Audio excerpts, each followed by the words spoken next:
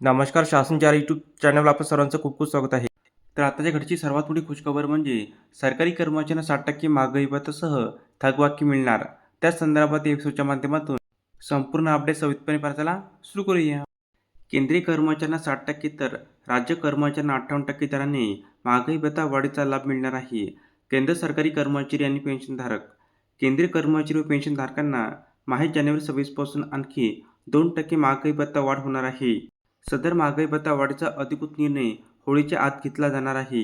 यामुळे केंद्रीय कर्मचारी आणि पेन्शनधारकांना माहे जानेवारी 26 पासून एकूण 60% दराने महागाई भत्ता वाढीचा लाभ मिळणार आहे. राज्य कर्मचाऱ्यांना जुलैपासून महागाई भत्ता वाढ.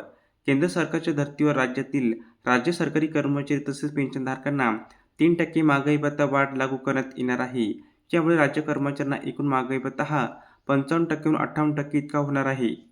या संदर्भात अधिकृत शासन निर्णय फेब्रुवारी महिन्याच्या अखेरपर्यंत निर्गमित होणार असल्याची माहिती समोर येत आहे.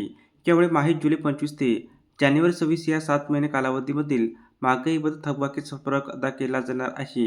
माहे जानेवारी 26 पासून केंद्रीय सरकारी कर्मचाऱ्यांप्रमाणे महागाई भत्ता वाढ राज्य कर्मचाऱ्यांना देखील लागू करण्यात येणार आहे, परंतु त्याकरिता जुलै 26 ची वाट पाहावी लागेल.